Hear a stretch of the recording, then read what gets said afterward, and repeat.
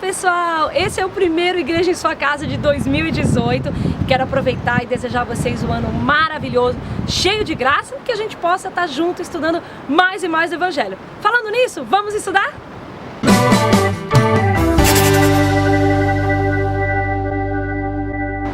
Gente, vamos lá! Primeira carta a Timóteo. Vamos lá, primeira carta a Timóteo, capítulo 1, uma coisa tão maravilhosa para falar.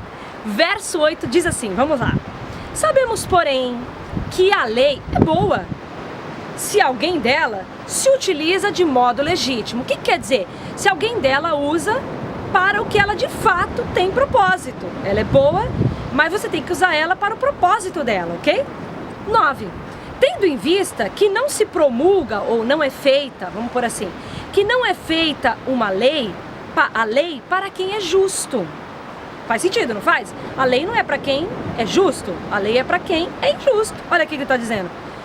Mas para transgressores, rebeldes, irreverentes, pecadores, ímpios, profanos, parricidas, matricidas, homicidas, impuros, sodomitas, raptores de homens, mentirosos, perjuros e para tudo quanto se opõe à sã doutrina. Pessoal, procura no Novo Testamento, quando os apóstolos falam da sã doutrina, o que é a sã doutrina?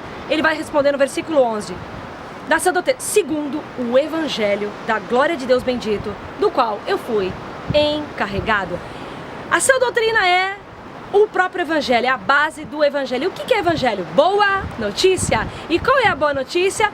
Que nós fomos resgatados, fomos salvos e enriquecidos da bênção de Deus pela graça. Isso é gratuito. Então ele diz o seguinte, que a lei não é para aqueles que receberam o Evangelho, não é para aqueles que estão a favor da sã doutrina, são para aqueles que se opõem.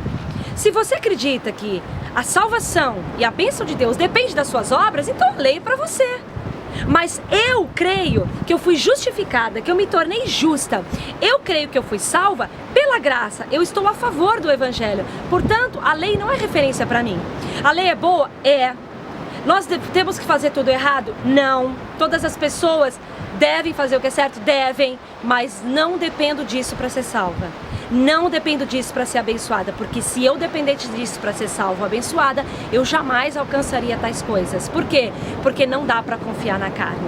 Então, eu creio no Evangelho. A lei é para aqueles que não creem no Evangelho. Esses precisam de um guia. O Evangelho é quem me guia, ok? Vamos lá, verso 12, olha que lindo. Sou grato para com aquele que me fortaleceu, Cristo Jesus, nosso Senhor, que me considerou fiel, designando-me para o ministério. A mim, que noutro tempo era blasfemo, perseguidor e insolente, mas obtive misericórdia, pois fiz na ignorância. Vou parar aqui rapidinho. Eu sempre ouvi na religião que não é considerado o tempo da ignorância. Eles sempre quiseram dizer que o tempo da ignorância é o tempo que a pessoa fazia tudo errado porque ela não sabia o que era certo. Gente, por favor, aqueles que não conhecem nada a respeito de Evangelho e igreja, pergunta se ele não sabe o que é errado. Lógico que ele sabe. Todo mundo sabe o que é errado e o que é certo. A sociedade ensina isso. Você aprende sabendo isso. Você nasce, sabendo isso.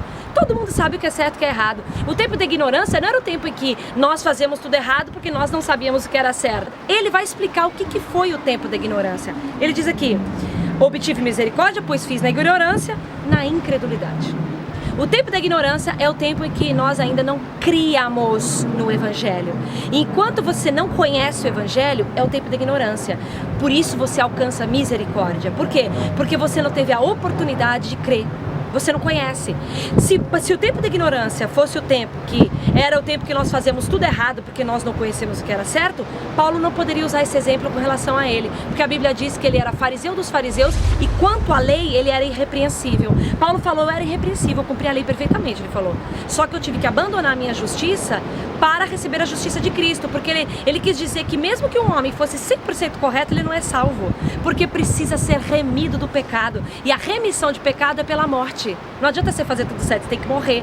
E se você morrer, é justo que você morra, você fica morto. Jesus não era justo que ele morresse. Então por isso ele morreu minha morte, ressuscitou, para que eu não precise pagar pelos meus pecados. Então quando Paulo fala do tempo da ignorância, ele está falando de quando ainda não críamos, não conhecíamos o Evangelho. Então quando nós ainda não conhecíamos, nós recebemos misericórdia, ok? Diz assim, 14.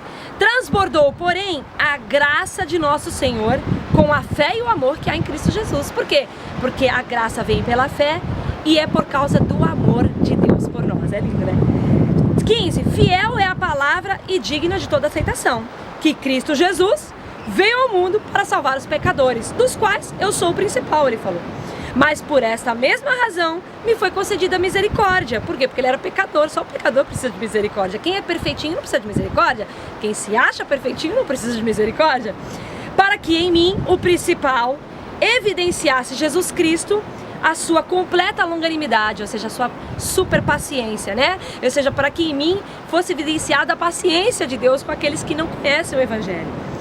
E servisse eu de modelo a quantos hão de crer nele para a vida eterna. Por que servir de modelo? Porque ele foi, tudo que ele fez de errado com relação à igreja de Cristo, ele fez conforme a lei. Ou seja, como Jesus falou que ele era Deus, isso pela lei dos judeus era uma blasfêmia. Então Paulo, ele poderia dizer que pela lei ele estava certo. Ele estava matando pessoas que acreditavam que um homem era Deus. Isso pela lei de Moisés era uma blasfêmia. Então, só que ele disse que ele fez na ignorância isso. Por quê? Porque ele não cria, ele não conhecia o Evangelho.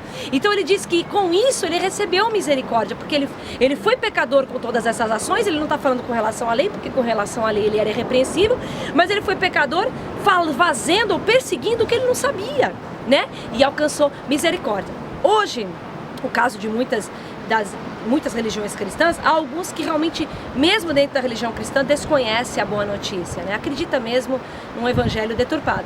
E outros ouviram muitas vezes a boa notícia, mas não receberam. Aí, eu não sei, aí é julgamento de Deus. Portanto, né? Ele diz que a lei, ela é para ser usada com propósito, ou seja, ela é para aqueles que não conhecem o Evangelho, para aqueles que não creem no Evangelho, para aqueles que se opõem à sua doutrina, ou para aqueles que acham que precisam de obras para ser salvo. Então, que você se utilize da lei. Nós recebemos misericórdia de Deus, recebemos graça de Deus e fomos feitos justos por meio da fé. E isso, quando nós recebemos, a nossa nova natureza é uma natureza de justiça. E quanto mais nós continuamos a confiar no Senhor Jesus, mais nós somos transformados de dentro para fora. Não precisamos de lei. Por quê? Porque a lei, ela tenta moldar a carne do homem. Ela, na verdade, nem veio para moldar a carne do homem, ela veio para evidenciar o erro do homem. Mas o homem usa dela para tentar consertar a sua carne, que é uma natureza já perdida. Nós não. Nós recebemos justiça porque de dentro para fora nós somos consertados, somos transformados. E isso sem o nosso esforço, é mérito de Jesus, não é esforço nosso, ok? Essa é a palavra que eu tinha para vocês para esse ano de 2018, maravilhosa, que você receba. E uma dica eu dou, pessoal, somente continue confiando em Jesus, só isso.